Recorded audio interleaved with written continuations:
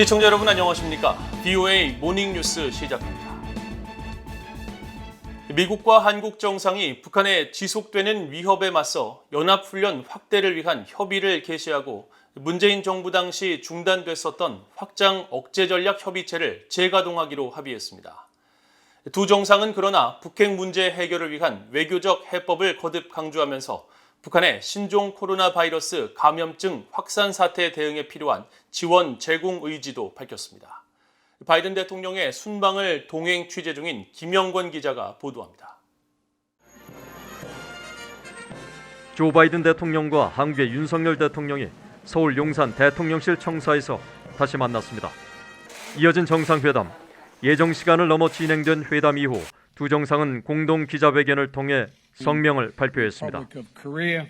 두 정상은 한미 상호 방위 조약에 따른 한국 방어와 한미 연합 방위 태세에 대한 상호 공약을 재확인했습니다.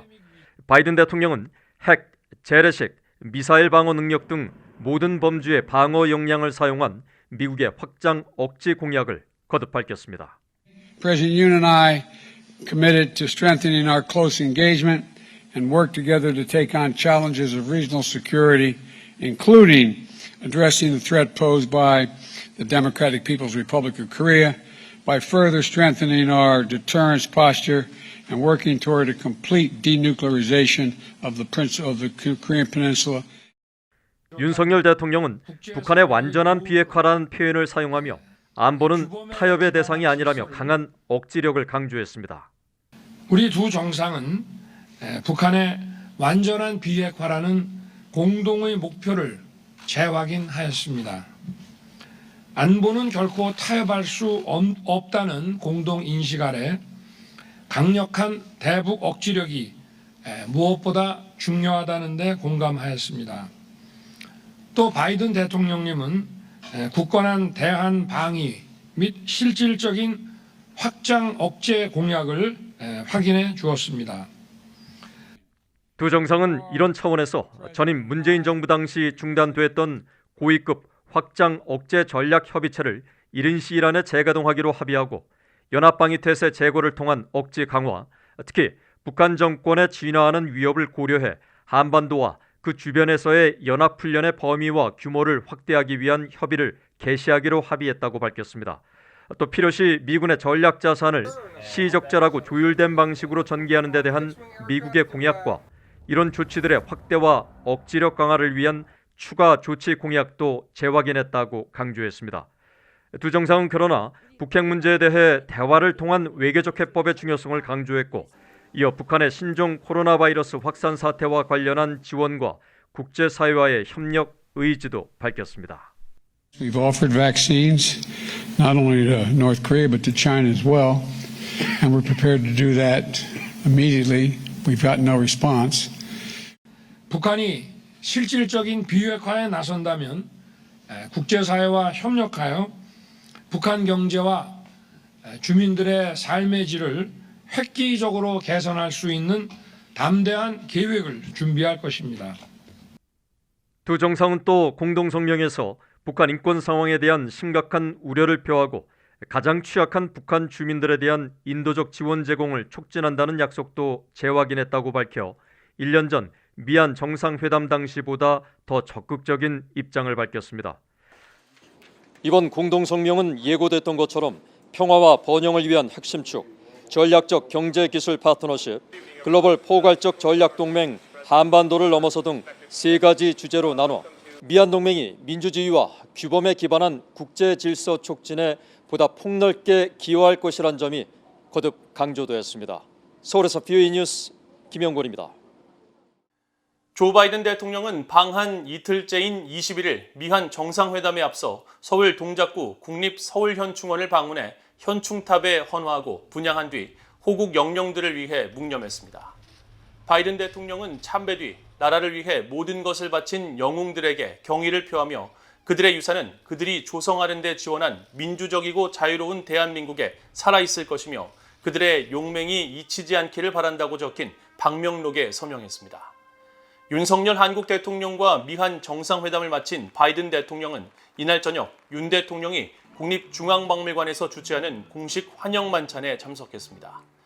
두 정상은 팔도 산채 비빔밥과 미국산 소고기 양념구이 등 양국 간 화합을 상징하는 요리들로 만찬과 환담을 나눴고, 윤 대통령은 환영 만찬 축사를 통해 양국은 이번 회담에서 한미동맹의 굳건함을 확인하고 양국 간 새로운 미래를 함께 모색하게 됐다고 밝히고, 자유민주주의와 인권, 법치라는 보편적 가치를 바탕으로 포괄적 동맹이라는 한미동맹의 미래 비전을 바이든 대통령과 함께 모색해 나갈 것이라고 강조했습니다. 조 바이든 대통령은 한국 방문 마지막 날인 22일에는 미국의 55억 달러 규모의 전기차 공장과 배터리셀 공장 등을 신설하는 현대차 그룹의 정의선 회장을 만나 면담하고 사의를 표할 예정입니다. 앞서 현대차 그룹은 21일 미국 내 첫 전기차 공장 건설 부지인 조지아주에 6조 3천억 규모의 투자 협약을 체결했으며, 오는 2025년 완공을 목표로 전기차와 핵심 배터리셀 공장을 건설할 계획이라고 밝혔습니다. 바이든 대통령은 이후 윤석열 대통령과 함께 미한 연합 방위의 상징인 한국 우주작전본부를 방문해 작전 현황을 보고받고 미한 연합작전을 수행하는 양국 장병들을 격려할 예정입니다.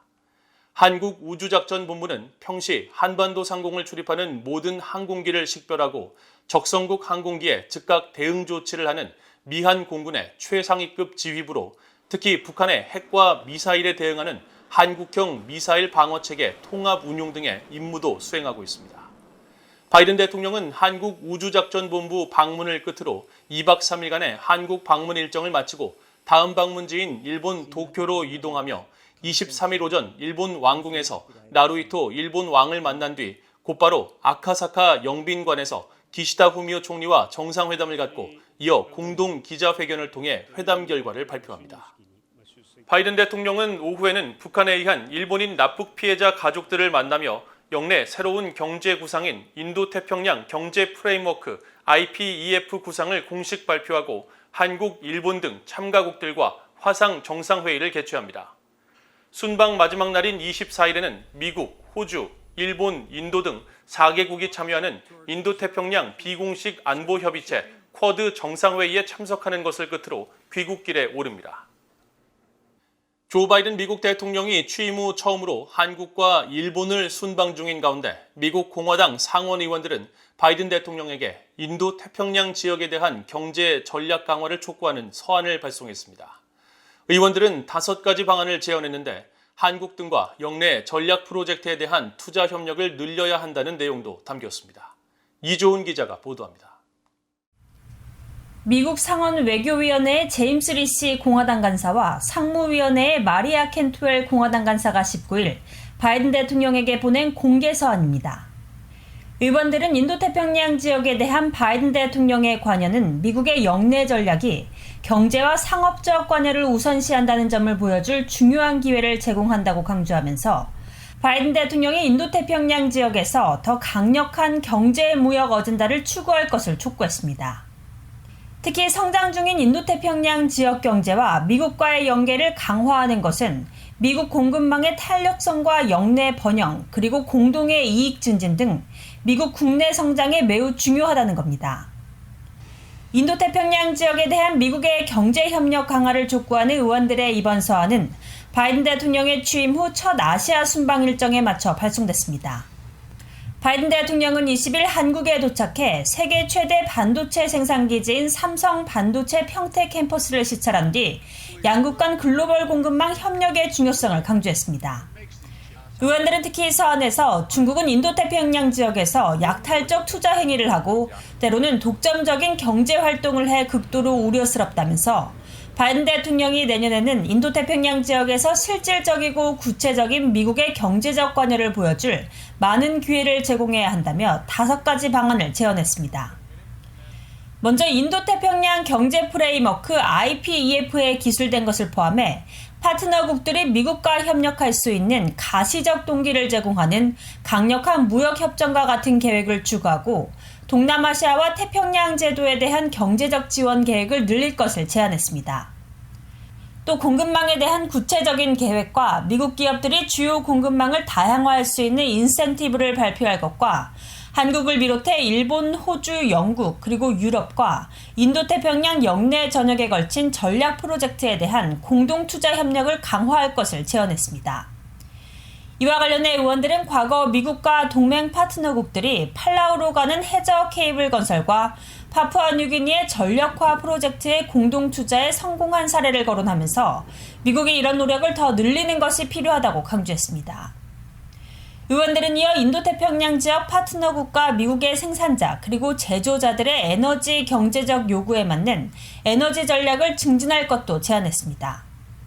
인도태평양 지역에서 성장하는 무역 구조와 경제적 유대관계 확대에 대한 파트너국들의 관심은 모두 미국에 엄청난 기회를 제공한다는 겁니다. 의원들은 그러면서 미국은 인도태평양 경제 전략에 대한 야망과 비전을 가지고 서둘러 이 같은 기회를 잡아야 한다고 강조했습니다. VOA 뉴스 이존입니다. 미국 의회 상원에 북한 등 적국에 미군 관련 민감한 정보 등을 판매하는 행위를 규제하는 내용의 법안이 발의됐습니다. 빌 캐시디 공화당 상원의원은 최근 성명을 통해 북한을 포함한 미국의 적대국들에게 미군의 신상 관련 개인 정보나 민감한 정보가 포함된 내용을 판매하는 행위를 금지하는 군복무자 정보보호법안을 발의했다고 밝혔습니다. 캐시디 의원은 또 이 법안은 정보 판매 브로커가 미군의 개인정보를 집계한 목록을 중국과 러시아, 이란, 북한 등 적대국에 판매하는 것을 금지함으로써 미군 구성원에 대한 정보를 보호할 것이라고 강조했습니다.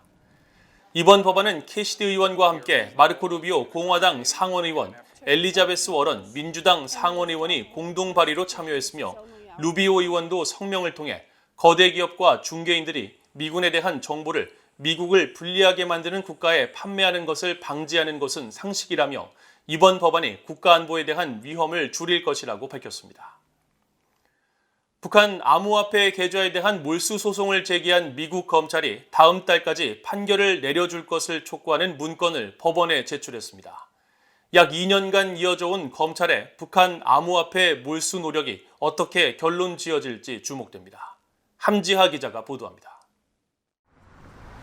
미국 워싱턴 DC 연방검찰은 19일 법원에 제출한 문건을 통해 다음 달 17일까지 재판부가 이번 사건에 대한 궐석 판결을 내려줄 것을 촉구했습니다. 궐석 판결은 피고인이 소송에 응답하지 않아 사실상 재판 과정 없이 원고의 주장만을 바탕으로 원고에게 승소 판결을 내리는 법적 절차를 의미합니다. 연방검찰은 현재까지 피고인이 공식 대응에 나서지 않은 만큼 이 절차가 이루어져야 한다고 주장했습니다. 검찰이 몰수를 추진 중인 계좌에는 지난 2018년과 2019년 사이 북한이 한국 등에서 운영 중인 암호화폐 거래소 등에서 탈취한 암호화폐가 예치돼 있는 것으로 전해졌습니다. BOA가 일부 계좌에 잔액을 조회해본 결과 이더리움의 이더를 취급하는 계좌 일부에 자금이 남아있을 뿐 상당수 비트코인 계좌는 잔액이 남아있지 않은 것으로 나타났습니다. 북한 해커 등 특정인이 이를 다른 계좌로 옮긴 것인지 또는 미국 검찰이 미국 정부 소유 암호화폐 지갑으로 이체한 것인지는 확인이 불가능했습니다. 앞서 연방검찰은 지난 2020년 3월 북한 해커들의 불법 수익금으로 추정되는 가상화폐 계좌 146개에 대해 민사 몰수 소송을 제기했으며 8월 별도의 소송을 통해 추가로 가상화폐 계좌 280개에 대한 몰수를 추진한 바 있습니다.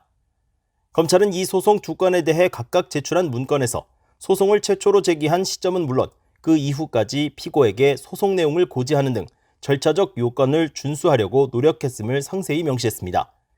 특히 2020년 각각의 소송 제기 직후 문제의 계좌에 대한 공식 공고를 냈으며 지난해 12월 한 차례 더 공고를 게시했지만 아무도 소유권을 주장하지 않았다고 밝혔습니다.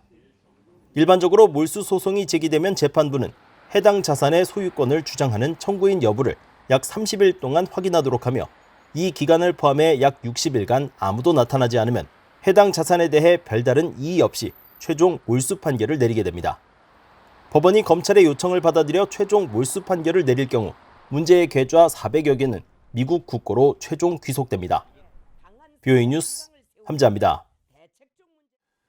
조 바이든 대통령이 방한의 일정을 진행하는 동안 북한이 도발에 나설 경우 미한 정상이 직접 지휘 통제에 나서 북한의 도발에 대응할 것이라고 김태효 한국 국가안보실 1차장이 밝혔습니다.